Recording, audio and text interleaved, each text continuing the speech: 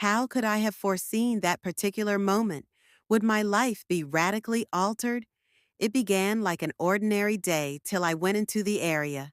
As I was able to view of the door, the jar, and a spooky A sensation awakened within me in an immediate. I could have retreated, brushed, put it aside, but I made the decision not to. As in precise moment of insight, I understood that everything would be different.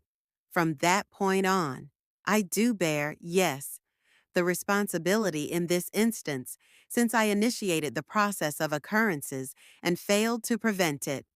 George existed. Are you at home? Labor?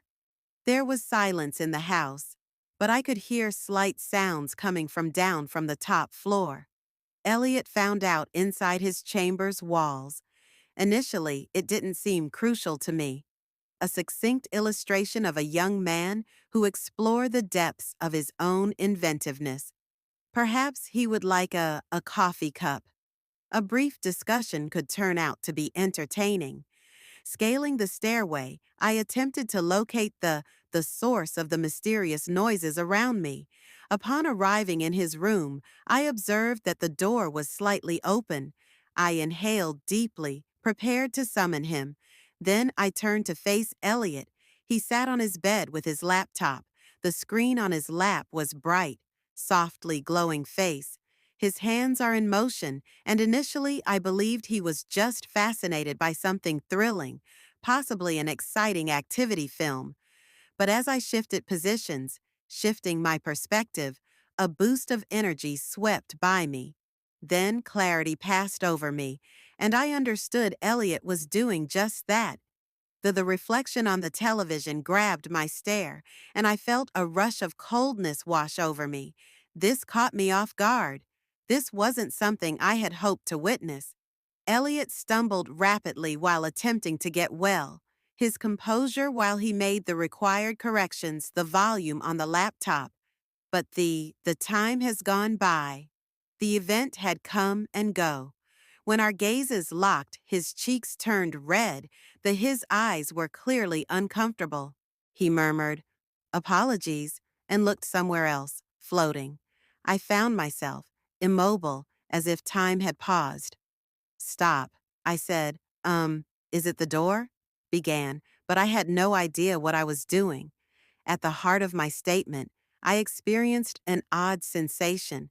I felt very embarrassed, but my thoughts rose like a whirlwind, elusive, and just out of reach. I hastily. My heart was racing as I walked out of the room. My hands were in contact with my face, attempting to create a rhythm in my take a breath. What was that? I whispered in my ear. What had I just done? What had made me want to? Such carelessness. Was I the only one, really? Who is at fault in this situation? Put an end to this, Darlene. I reprimanded myself, firmly. But the internal struggle I was experiencing was motivated by elements other than just what my eyes had observed. Elliot got to 23 years of age. He had outgrown his childhood. But at 47, I was a woman who had endured humiliation the entire time. My presence.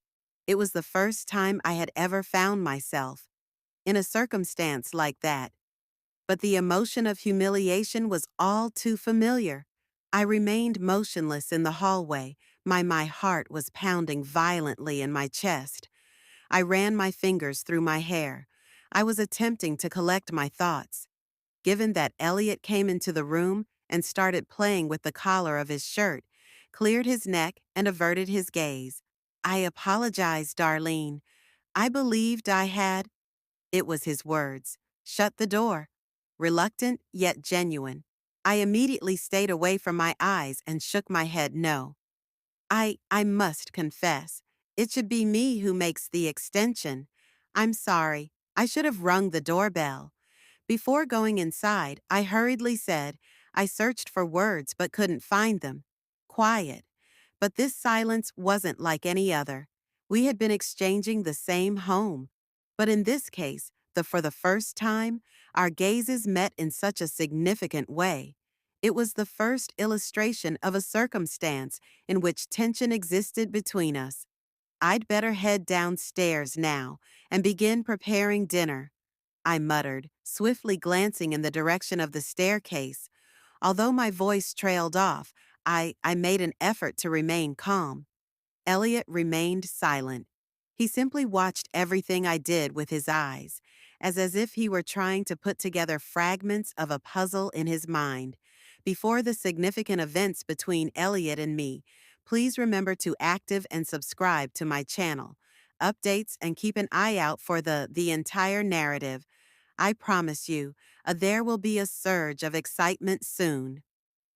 Going up. Prior to that evening, there was a lull between us, with not a single word between us. Silence prevails, devoid of any glances, messages, or even the smallest exchange of salutations. However, that quiet, it declared that nothing would ever return, back to the previous state. While eating dinner, we seated at the same table, yet our eyes separated from one another. The atmosphere was filled with a single sound, during a meeting, fine silverware clinking the plate's surface. It was essential for us to speak with lessen the stress that persisted in the air. We were both aware of it, but the query continued. How? The evening faded away, and then the arrival of one more day, and then one more trailed behind it. Everything appeared to be like it ought to.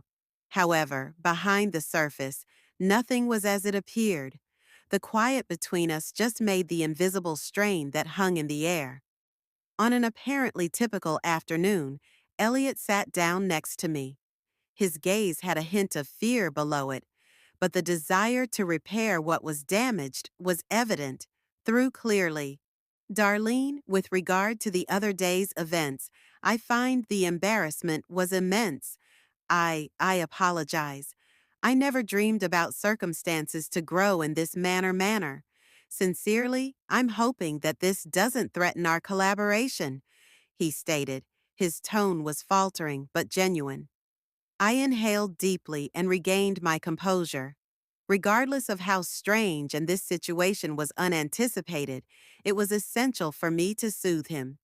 Gave a small smile and made "Oh, Elliot, have faith." She shrugged.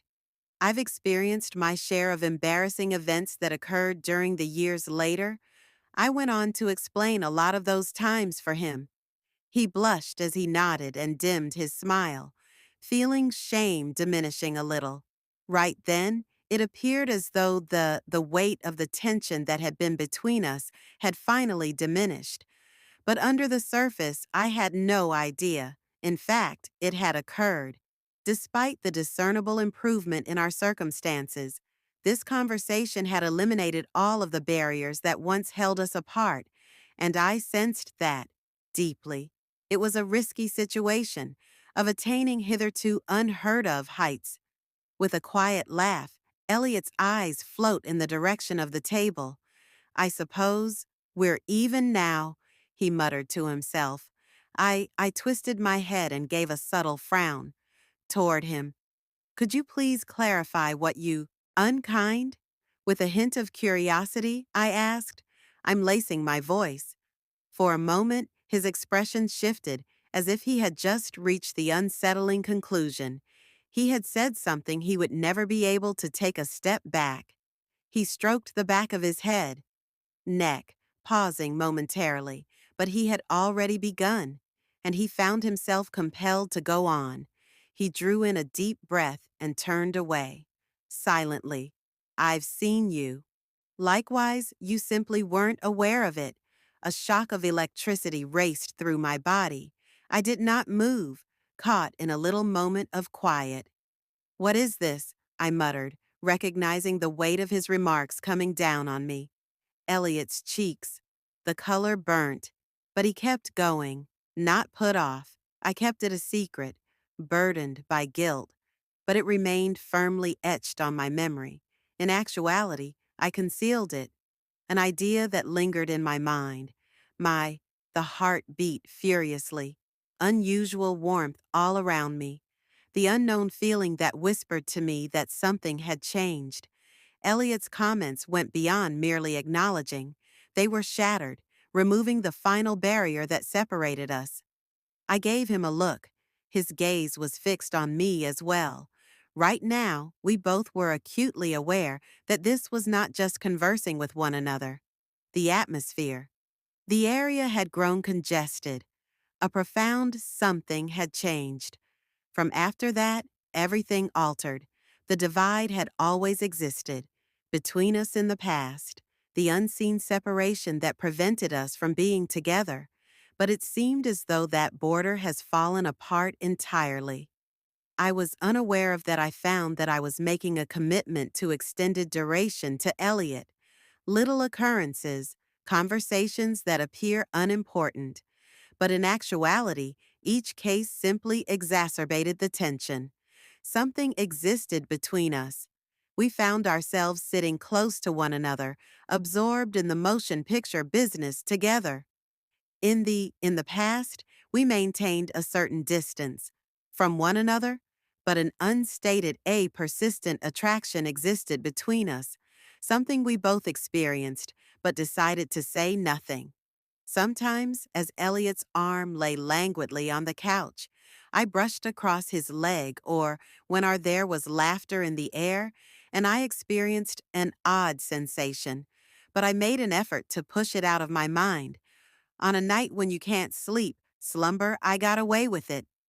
I turned uncomfortably and beneath the blankets, twisted, but my inward suffering wouldn't be calmed down. Perhaps there was only all my thoughts were being consumed by one concept. Elliot, this simply cannot continue. I felt compelled to establish a limit. If he was attracted to somebody, I need to express it clearly for myself and complete it. Having stated that, I stood up with a lingering notion from the mattress.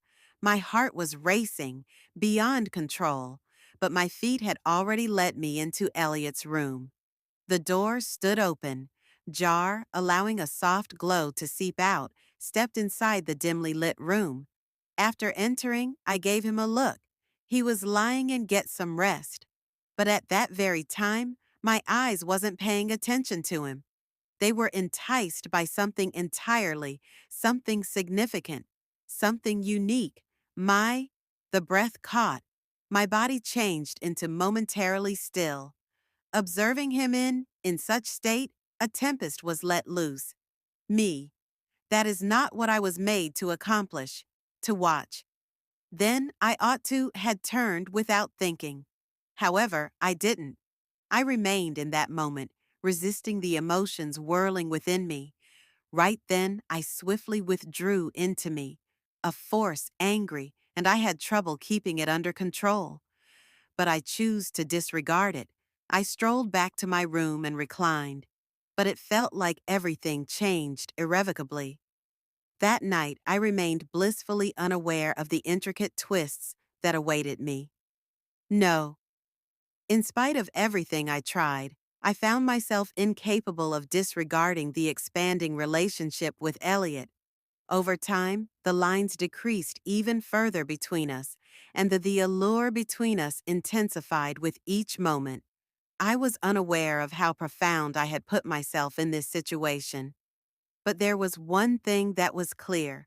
The retreat was slipping away from me. And then Elliot returned home in this manner. He was intoxicated, the clattering of the door. He tampered with the items.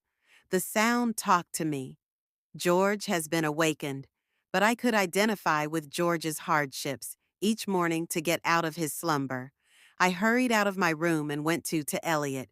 Before I realized it, I found I was standing very next to him, holding. There was barely time for me to get dressed.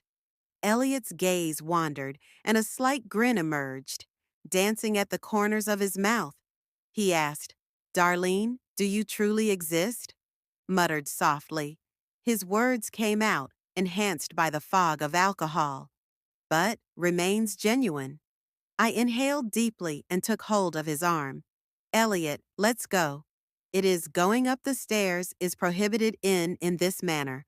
While silence is required, Elliot gazed intently at my face. With a gentle smile, his eyes owing throughout my body slowly. It's really clear that you possess a certain amazing. Have you always possessed this attitude, or was it that I simply overlooked it? I took a moment, but I soon regained my calmness. Elliot, that will work. Come on into the kitchen, and I'll prepare a. I gave you a cup of coffee as I walked him. Careful consideration of the kitchen. Attempted to bring him back to reality, but Elliot's piercing eyes and the things that escaped his lips caused I'm also a wreck inside. Elliot took a seat in the chair and worked. I sipped my coffee alone, yet the cup abruptly dropped away from his hand, causing its contents to pour everywhere across the counter.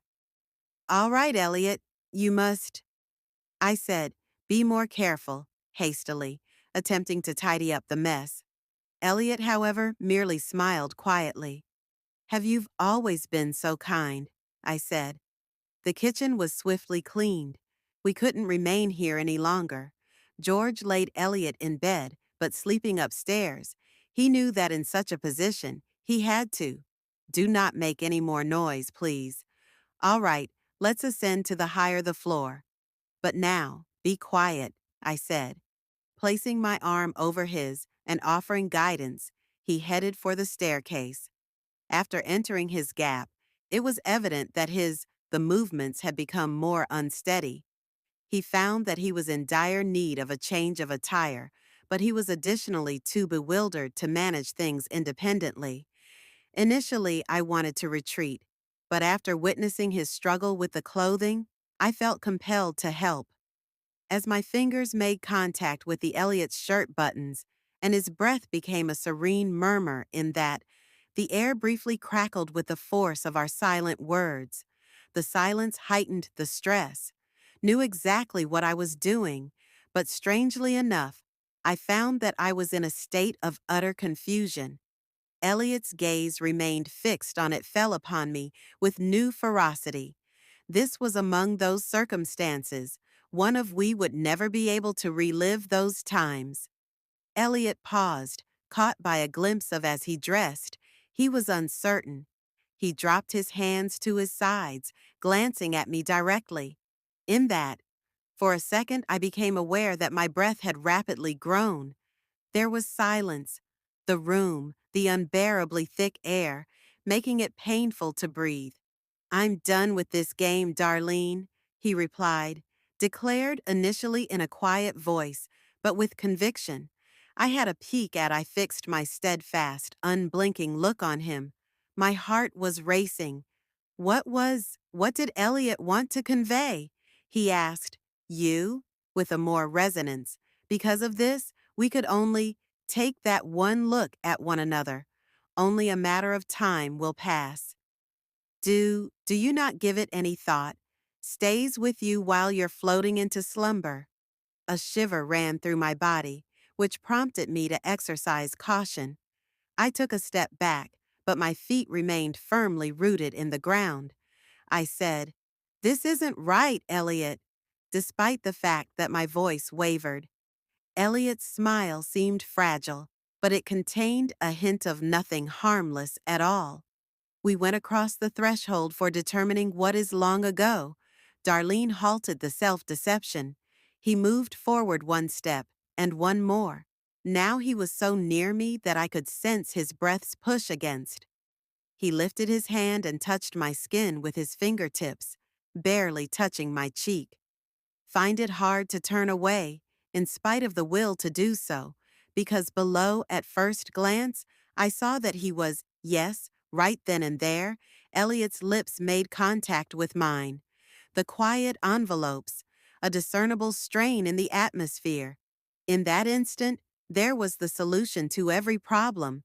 The sound of all of a sudden, I had a lot of ideas, fell silent. Every doubt I have lowering my voice to whispers because I had not been able to protect myself from Elliot. Honestly, the desire had never been mine. My hands were shaking, but I remained steadfast, Refusing to withdraw after witnessing the intense, I saw the resolve in Elliot's eyes, that all the secrets were out. Inhaled deeply, my heart racing as I gently released the straps of my clothes down my shoulders. "You're right, Elliot," I said, barely audible, taking a deep breath. "This is the time to place an end to this deception." As I closed I reclined so that we were fully apart. My heart was thumping in my chest on the bed. Chest, but retreating was no longer an option. Potential. Elliot slowly leaned, his body toward me. He examined my eyes for a moment before extending, "Do not fear." He smiled and added, a warm, friendly voice and confidence, "All is as it should be." I said I averted my gaze, feeling cold. My body, but I couldn't force myself to acknowledge it. In my heart, I was agonizingly aware of how long my enthusiasm for this event. But despite my best efforts, the words escaped my lips in a flurry. "I admitted to you, Elliot." I started to breathe heavily, and I was terrified. Entering as a result of a few big, "My breath matters, Elliot," I conceded, hitching, a feeling of unease me due to some significant concerns. Elliot dismissed my words with a smile, as if they pleased him. Perhaps it was due to his inebriation. Elliot approached and spoke in a barely audible, "I have to prevent George from waking." Realized what he was saying. Silence was essential. I don't know. I felt a tremendous surge of energy, making me stifle any sound that Elliot threatened to run away as he gazed at me. "I know, Darlene," she replied. "Everything is indeed, and so are you." What was that? Did he understand? It seemed that he recognized my ideas and recognized my identity. I couldn't help but give in to the situation. I shut my eyes. My hands grasped the linens with a furious intensity as my body trembled in frenetic convulsions. I pressed my covering my mouth with my hands and stifling any Elliot heard a sound that was about to escape, was inebriated enough to indifference and ignorance of the outside world all around him. As it turned out, this was having a significant impact on me. The thrill of the occasion was intertwined with everything that surrounded it, and the seductive sensation of something vast. Elliot found himself breathing difficulties, fatigue, and intoxication air. "Elliot, you're flushed, and we must move quickly." With a, "All right," Elliot said. "All right." However, he continued that the same path over and over again, forever. Another contraction began, and in right then, nothing else mattered. I had entirely forgotten who I was, so I shut my eyes and muttered, "Anything you do, whatever you want, Elliot." Elliot must have been thrilled because he completely surrendered himself, released all of his hold, and that shown to be too much. The level of intensity I was overwhelming. I put in Elliot being tucked into bed tightly. After that, I secured the door to his bedroom, where I yearned for a peaceful shower, an opportunity to unwind and release the day's burdens. There was uncertainty across me, leaving me pondering what had just happened, what would happen next. Happened. As I was standing underneath my mind wandered to the falling water, concepts that bothered me, sparking a sensation of unease and nervousness within me. But when I emerged, a recently found my mind cleared. Strangely enough, I was encircled by a sense of tranquility. I found I can't be upset with myself because my mind and body were at ease, and I dressed and walked in solitude to the bed and let sleep take over, as though nothing had changed, unchanged. But the reality is that this was merely a brief example of thrill. A surge of irrepressible desire was fleeting, but simplicity. How about this? This was real and doomed to remain simplistic as well. The journey did not finish here. Point. It was not possible. More important events unfolded, more strenuous activities. Ultimately, George had to find out the whole truth. The narrative is far from complete. Be sure to adhere to Please Register to get information about the emerging events in the future. Activate notifications and share your thoughts in the comments. It helps you stay ahead of the game in composing these narratives. Your help is invaluable. Thank you for staying. Come along on this journey with me.